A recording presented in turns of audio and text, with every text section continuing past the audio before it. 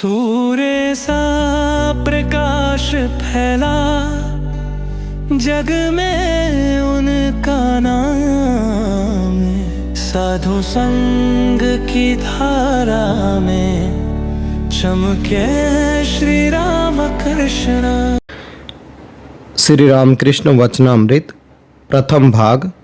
श्री महेंद्रनाथ गुप्त श्री माँ। अनुवादक पंडित सूर्यकांत त्रिपाठी निराला जी।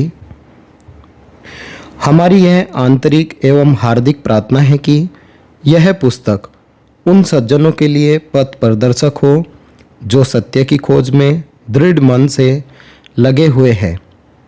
श्री माता जी का आशीर्वाद। भगवान श्री रामकृष्ण देव की लीला सहधर्मिणी परम आराध्या श्री माँ शारदा देवी ने श्री रामकृष्ण कथामृत के संबंध में उनके रचयिता श्री महेंद्रनाथ गुप्त श्री माँ को निम्नलिखित पत्र लिखा था। बेटा, उनके श्री रामकृष्ण देव के निकट तुमने जो बातें सुनी थी वही बातें सत्य है। इस विषय में तुम्हें कोई भय नहीं। किसी समय उन्होंने ही तुम्हारे निकट इन बातों को रख छोड़ा था। अब आवश्यकतानुसार वे ही इन्हें प्रकट करा रहे हैं। जान रखो कि इन बातों को व्यक्त किए बिना लोगों का चैतन्य जागृत नहीं होगा। हमारे पास उनकी जो बातें संचित हैं वे सभी सत्य है। एक दिन तुम्हारे मुंह से उन्हें सुनकर मुझे ऐसा प्रतीत हुआ मानो वे स्वयं ही ये बातें कह रहे हैं। ओम तव कथामृतं तप्तजीवनं कविभिरीडितं कल्मषापहं श्रवणमंगलं श्रीमदाततं भुवि गिणन्ति ये भूरिदा जनाः। प्रभु, तुम्हारी लीला कथा अमृत स्वरूप है। ताप तप्त जीवों के लिए तो वह जीवन स्वरूप है। ज्ञानी महात्माओं ने उसका गुणगान किया है। वह पाप पुंज को हरने वाले हैं। उसके श्रवण मात्र से परम कल्याण होता है। वह परम मधुर तथा सुविस्तृत है जो तुम्हारी इस प्रकार की लीला कथा का गान करते हैं। वास्तव में इस भूतल में वे ही सर्वश्रेष्ठ दाता हैं। श्री रामकृष्ण वचनामृत का प्रथम भाग। परिच्छेद नंबर 1। प्रथम दर्शन। श्री गंगा जी के पूर्व तट पर कलकत्ते से कोई 6 मील दूर दक्षिणेश्वर में श्री काली जी का मंदिर है। यही भगवान श्री रामकृष्ण देव रहते हैं। वसंत ऋतु है। 1882 ईस्वी का फरवरी माह। श्री रामकृष्ण के जन्मोत्सव के कुछ दिन बीत चुके हैं। श्री केशव सेन और जोसेफ कूप के साथ 23 फरवरी बृहस्पतिवार के दिन श्री रामकृष्ण जहाज में बैठकर घूमने गए थे। इसके कुछ ही दिन बाद 26 फरवरी की घटना है। संध्या का समय था। मास्टर ने श्री रामकृष्ण के कमरे में प्रवेश किया।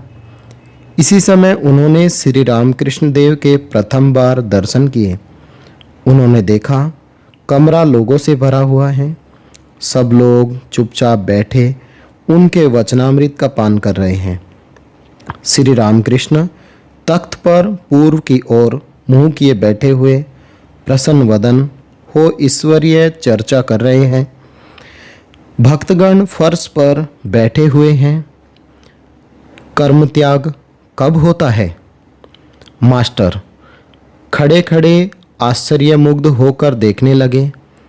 उन्हें ऐसा प्रतीत हुआ मानो साक्षात सुखदेव भागवत प्रसंग कर रहे हैं तथा उस स्थान पर सभी तीर्थों का समागम हुआ है, अथवा मानो श्री चैतन्य देव पुरी धाम में रामानंद स्वरूप आदि भक्तों के साथ बैठकर भगवान का नाम गुणगान कर रहे हैं। श्री रामकृष्ण कह रहे थे, जब एक बार हरि नाम या राम नाम लेते ही रोमांच होता है, आंसुओं की धारा बहने लगती है, तब निश्चित समझो कि संध्या आदि कर्मों की आवश्यकता नहीं रह जाती। तब कर्म त्याग का अधिकार पैदा हो जाता है। कर्म आप ही आप छूट जाते हैं। उस अवस्था में केवल राम नाम, हरि नाम या केवल ओमकार जप करना ही पर्याप्त है। आपने फिर कहा है संध्या वदन का लय गायत्री में होता है और गायत्री का ओमकार में। मास्टर सिंधु के साथ वारानगर से निकलकर एक बाग से दूसरे बाग में घूमते हुए यहाँ आ पहुँचे थे। रविवार का दिन था, छुट्टी थी, इसलिए घूमने निकले थे। थोड़ी देर पहले श्री प्रसन्न बैनर्जी के बाग में घूम रहे थे। उस समय सिद्धू ने कहा, गंगा जी के किनारे एक सुंदर बगीचा है, देखने चलिएगा। वहाँ एक परमहंस रहा करते हैं। बगीचे के सामने वाले फाटक से प्रवेश कर मास्टर और सिद्धू सीधे श्री रामकृष्ण के कमरे में आए। मास्टर विस्मित होकर देखते हुए सोचने लगे, वाह कैसा सुंदर स्थान है, कितने अच्छे महात्मा हैं, कैसी सुंदर वाणी है। यहाँ से हिलने तक की इच्छा नहीं होती। थोड़ी देर बाद उन्होंने मन में विचार किया, एक बार देख आऊँ कहाँ आया हूँ, फिर यहाँ आकर बैठूँगा। मास्टर सिद्धू के साथ कमरे के बाहर निकले। ठीक उसी समय आरती की मधुर ध्वनि आरंभ हुई। एक साथ घंटे, घड़ियाल, झांझ, मृदंग आदि बज उठे। उद्यान की दक्षिण सीमा से नौबत की मधुर ध्वनि गूंज उठी। वह ध्वनि मानो भगीरथी के वक्ष पर से संचार करती हुई कहीं दूर जाकर विलीन होने लगी। वसंत समीर पुष्पों की सुगंध लिए मंद मंद बह रही थी। चारों ओर ज्योत्सना छा गई। प्रकृति में सर्वत्र मानो देवताओं की आरती का आयोजन हो रहा था। 12 शिव मंदिर, श्री राधाकांत मंदिर और श्री भवतारिणी के मंदिर में आरती देखकर मास्टर की अत्यंत प्रसन्नता हुई। सिद्धू ने बताया, यह रासमणि का देवस्थान है। यहाँ देवताओं की नित्य सेवा पूजा होती है। रोज कई लोग आते हैं, कई साधु संत, ब्राह्मण, भिखारी यहाँ प्रसाद पाते हैं। भवतारिणी के मंदिर से निकलकर दोनों बातचीत करते पक्के विस्तीर्ण आंगन पर से चलते हुए पुनः श्री रामकृष्ण के कमरे के सामने आ पहुँचे। उन्होंने देखा कमरे का दरवाज़ा अब भिड़ा लिया गया है। कमरे के भीतर अभी धूप दिखाया गया है। मास्टर अंग्रेजी पढ़े लिखे आदमी हैं, सहसा घर में घुस नहीं सकते थे। द्वार पर वृंदा कहारिन खड़ी थी। मास्टर ने पूछा, साधु महाराज क्या इस समय कमरे के भीतर हैं? उसने कहा, हाँ वे भीतर हैं। मास्टर, ये यहाँ कब से है? वृंदा, ये बहुत दिनों से है। मास्टर, अच्छा तो पुस्तकें खूब पढ़ते होंगे। वृंदा, पुस्तकें? उनके मुंह में सब कुछ है। मास्टर हाल ही में पढ़ाई लिखाई पूरी कराए थे। श्री रामकृष्ण पुस्तकें नहीं पढ़ते। यह सुनकर उन्हें और भी आश्चर्य हुआ। मास्टर, अब तो ये शायद संध्या करेंगे, क्या हम भीतर जा सकते हैं? एक बार खबर दे दो ना। वृंदा, तुम लोग जाते क्यों नहीं? जाओ भीतर बैठो। तब दोनों ने कमरे में प्रवेश किया। देखा कमरे में और कोई नहीं है। श्री रामकृष्ण अकेले तख्त पर बैठे हुए हैं। कमरे में धूप की सुगंध भर रही है। सभी दरवाजे बंद हैं।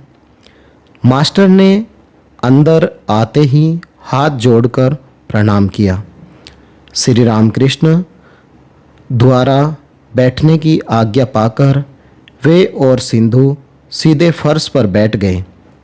श्री रामकृष्ण ने पूछा, कहाँ रहते हो? क्या करते हो? वारानगर क्यों आए? इत्यादि।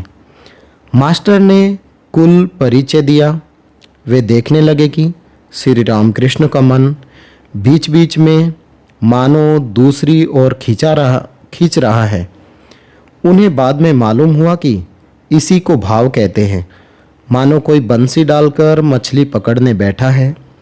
जब मछली आकर कांटे में लगे चारे को खाने लगती है और बंसी का सोला हिलने लगता है, उस समय वह आदमी किस प्रकार व्यस्त होकर बंसी को पकड़े हुए एकाग्र चित्त से सोले की ओर टक लगाकर देखने लगता है। किसी से बातचीत नहीं करता। यह भी ठीक उसी प्रकार का भाव था। बाद में मास्टर ने सुना और देखा कि संध्या के बाद श्री रामकृष्ण को इस प्रकार का भावांतर प्राय प्रतिदिन हुआ करता है। कभी कभी तो वे पूरी तरह बाह्य ज्ञान शून्य हो जाते हैं। आज का पाठ यहीं तक। ओम निरंजनम नित्यमनंतरूपम भक्तानुकंपाधृतविग्रहं वे ईशावतारं परमेशमीड्यं तं रामकृष्णं शिरसा नमामः। जय रामकृष्ण।